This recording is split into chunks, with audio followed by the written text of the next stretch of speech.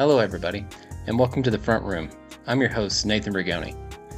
In this series, we're going to cover some of the basics of artificial intelligence and machine learning. The point of this series is to introduce most of you to the concepts that make up the basis of many of the technologies that exist in AI today. Break those technologies down into their components, and I'll try to explain from the beginning how we got here, what we use, and why. This should also help you understand what the concepts are, the limitations of AI, and what the future may hold for this technology in its use cases in industry. In each episode, we will choose one topic and we will break it down. I'm hoping to keep the episodes to less than 15 minutes. I hope that these episodes help, and I hope that you enjoy them.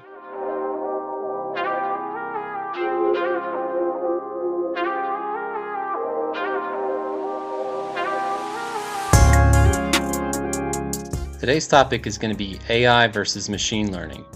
We're going to talk about what the difference is, what it means, and how it works. All right, let's jump into it.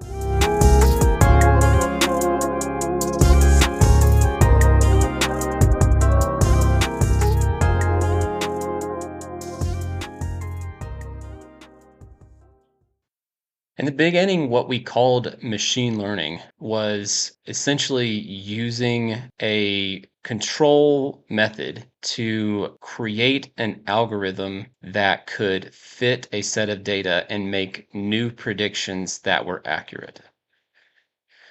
This isn't like something that's foreign or brand new. Machine learning has been around since the 70s, but even before that, we used a thing called control theory.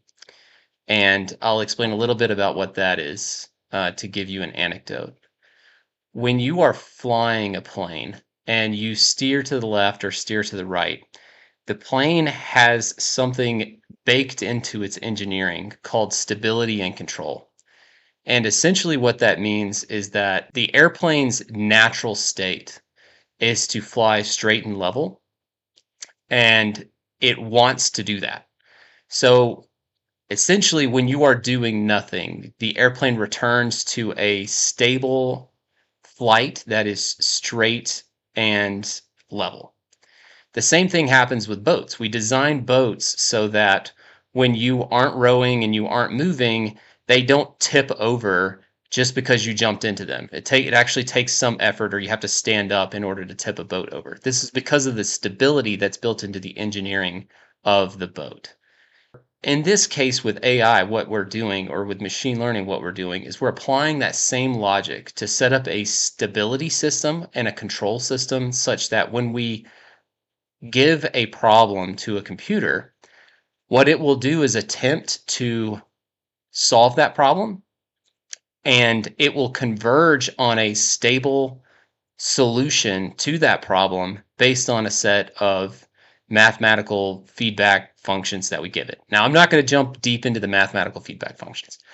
You just need to know that functionally, the way things work in order to train a model, both AI and ML, that it basically follows a stable path of convergence towards a solution. And to give you an anecdote of what that might be like, I'd like for you to close your eyes and imagine that you are playing basketball. And this is your first time playing basketball, and the only thing you've ever done is maybe you've seen somebody play basketball before. So you start at the free throw line, and you throw the ball at the hoop, and it falls short.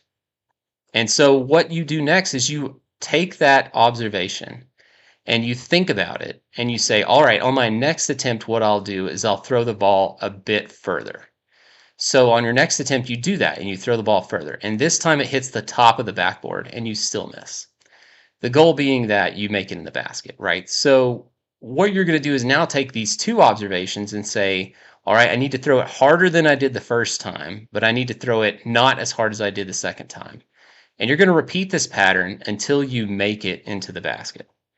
This is the same thing that machine learning is doing in order to solve the problem. What it is essentially trying to do is it says, I'm going to take a guess at what the answer is, and then I'm going to sort of measure the difference between my guess and the actual answer. And then I'm going to use that information to decide how I should guess next. And it continues over this iterative loop until it gets better. Now, there's a lot of talk today about what is AI versus machine learning. Spoiler, there isn't actually that much difference. So the difference between them is so minuscule that it's a silly argument to argue between them. Machine learning is the method that we use in order for a computer to learn to do something. It is how we build our algorithms. And AI is essentially an algorithm. So AI uses machine learning in order to train itself. Some people argue about, the definition of AI versus ML. I think this is silly. They're both using the same technology under the hood, the same concepts. They're even using the same control theory, and they're both converging on the same targets. I don't think it's actually a beneficial argument to argue between them. So if you find yourself in a conversation where someone wants to argue AI versus ML, it might be better for you to offer to go get coffee for everyone and just take a break. So that's essentially how that breaks down. But what I want to go back to is I want to converge on another concept, right? So we're using machines to learn how to solve a problem. So another concept that comes into this that's not just AI versus machine learning is that we get into our very first problem concept that we want to define, that we have to strategize our way around. So let's go back to our analogy of the basketball. You're standing at the free throw line and you're going to learn how to shoot from this free throw line, and you're starting to make it into the basket. You shot hundreds of times and now you're making it into the basket. But you found that your best method from the free throw line to make it into the basket is you actually throw it harder than you need to get to just the hoop. You hit the backboard and it goes into the basket. So why would that be a problem? Well, in real basketball, you're not always shooting from the free throw line. And because of that, the different perspectives on the basket from where you can be on the court may or may not give you the same bounce or even the same perspective from the backboard of making it into the basket. So what we've essentially done here by only shooting free throws is we've done what's called overfitting. Originally, that was the term that we used, is we used overfitting. And what this meant was that the model trained so much on the same data that it did not generalize to data that was not in the training set. This was a huge problem, obviously, because like if we wanted to use machine learning or AI to make predictions about the future, what we would only be able to do is make predictions about the future when the cases of our inputs matched something that was near to the training data. And this doesn't make things as useful. So I'm going to translate this term into what we think about today, now that we know a bit more, is overfitting is memorization. So when we talk about a model memorizing something, it means that when it gives you an answer from within its own weights, that it is going to regurgitate an answer that's exactly the same as what it saw in the training data. This is not ideal, especially if we talk about like LLMs, which we will later.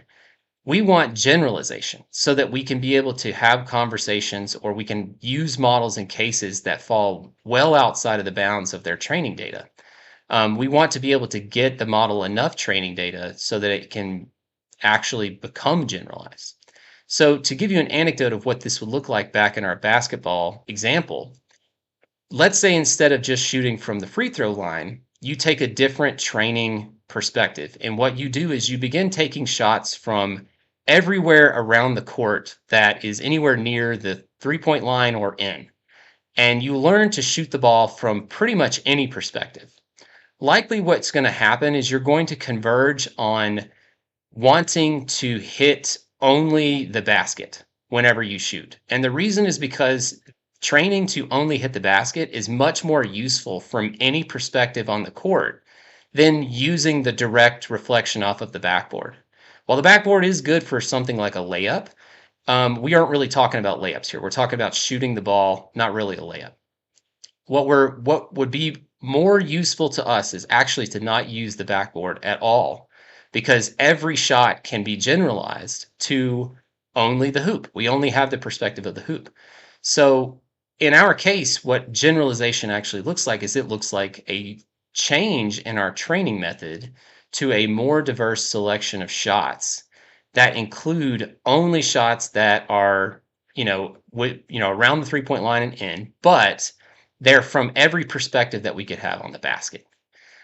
So the same thing is what we do to solve this overfitting problem in machine learning. We actually try to give the model many, many, many different perspectives from many, many, many different backgrounds and topics, and that leads to generalization.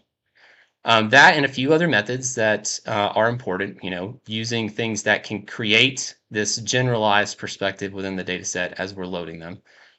Sometimes that's something we can do, and we do that in image processing by doing flipping and reversing of images and rotation and things like that. But we also try to do things like that within language modeling and other machine learning applications. So let's summarize what we covered here. Machine learning and AI are really kind of two sides of the same coin. They both build off of each other. And the basic infrastructure that is being used in this is that we are using kind of this stable convergence of trying over and over and over again and using our last examples to make our next attempts better. And we're also stratifying and sort of sampling from a large arena of perspectives within training data in order to produce this generalization versus memorization, or as it was previously known, overfitting. I hope that this has helped you in understanding some of the basic concepts, and I hope that you'll join us in future podcasts and other concepts that we try to explain and break down.